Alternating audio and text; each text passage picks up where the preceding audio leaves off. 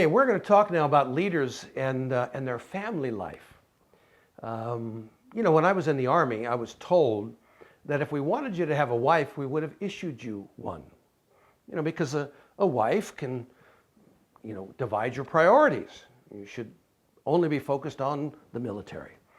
Well, and some people, I think that, a pastor, if God wanted you to have a wife and kids and family and other issues related to that, well, then God would have issued you one. Because I've found that congregants sometimes believe that their pastor is their personal pastor, their guide to life, and they're to be there at their very beck and call.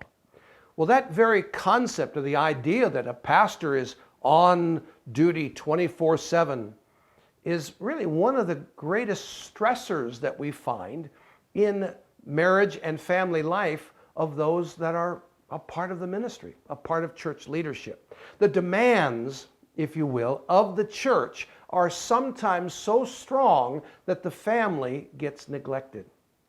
I remember a dear friend, Dr. John Delgado.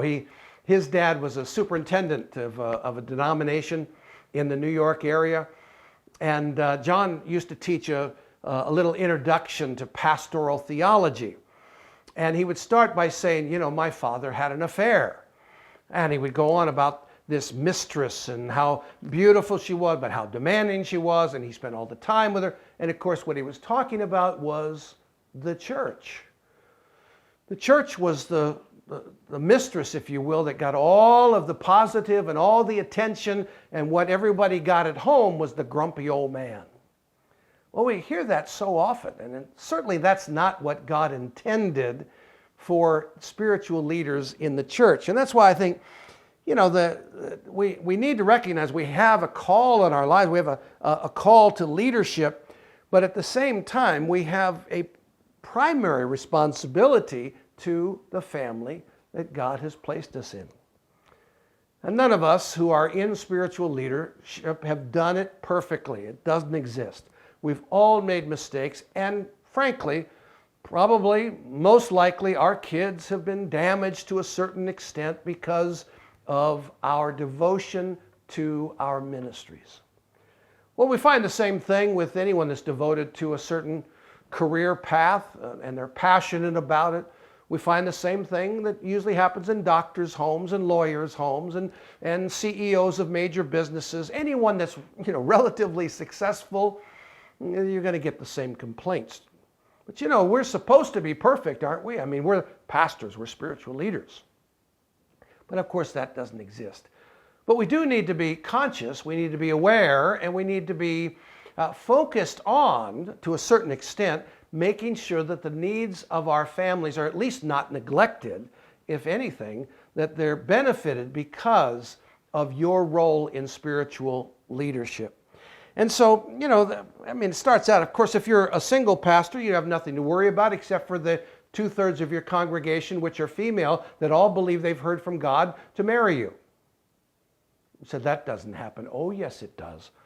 But that's another story. I mean, if you are single and God's called you to celibacy, most likely you're not going to end up pastoring, at least not successfully. Be involved in other areas of ministry, but probably not pastoring. Because again, people look to their pastor as the ideal everything.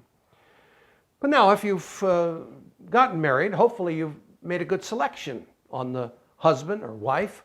One of the big problems we find in much spiritual leadership is a relationship that's not very good.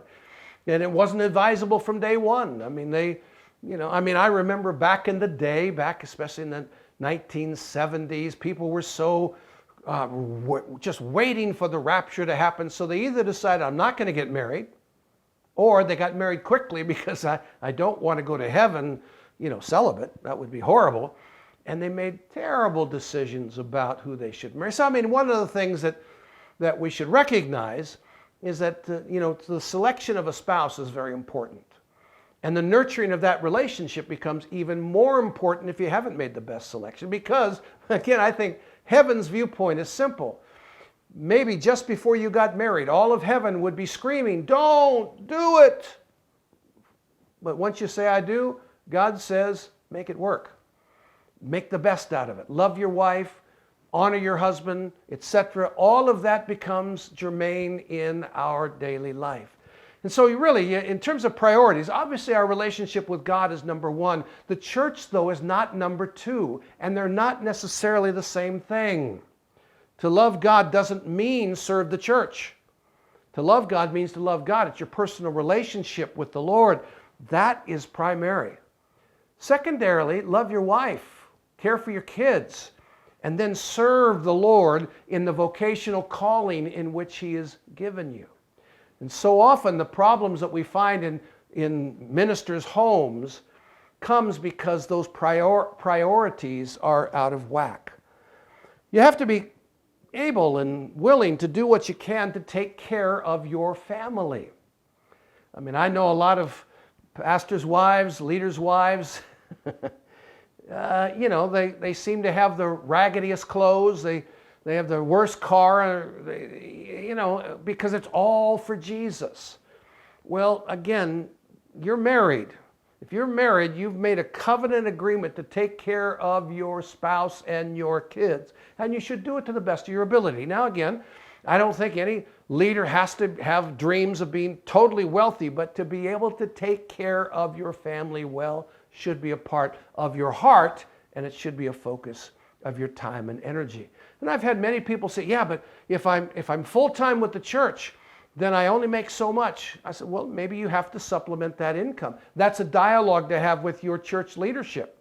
If they can't take care of you properly, well, then you got to do something, because taking care of your family is not an option, it's an absolute. It's required. So as a husband, you need to love your wife. As a father or mother, you need to care for your children and raise them in the nurture and the admonition of the Lord. And so it's very helpful, and I found this to be helpful in life and ministry, is to have special times for your spouse, especially. For my wife and I, it was always usually Friday night, because that seemed to be the best night, so we had a date night, and we enjoyed that date night. With my kids, I would pick them up. I had some flexible time, so I would go get them at lunchtime, every other week or so, pick them up at school, take them out to McDonald's, make all their friends jealous. But do that just for the personal time and relationship. I mean, you build into it good rituals, birthdays and holidays, etc., and you want to make those things a priority. So listen, when you're thinking about leadership, leaders, you need to protect your family as well. And this is the last point I want to make on this is sometimes your kids and your spouse are almost in a fishbowl, and you need to do what you can to protect them. Because by far they are more important to you, but they're more important really, I think, in the kingdom than all the rest of the folks out there. I mean, look, you have a responsibility, but you also have a privilege to love your kids, to love your spouse, and to see them fulfill, their life ambition as well. And so especially in public, you want to honor your spouse. You should provide good security for them, because remember, after it's all said and done, none of us are probably going to be dying in the pulpit. Well, at least we hope we don't, especially if we don't want to be shot or something like that. But most of us, we're going to eventually end our ministries in terms of the active phase of it. And we're going to still have our family left. And what we want to be able to have is an intact, healthy, loving, caring family. Not perfect, doesn't exist, but a family that they can look back and say, they did their best. And we had a good life together, because we knew the most important thing was that we were loved, that we were valued, even above the vocation that mom or dad had. Hey, we're going to talk more about this leadership in the church in our next session.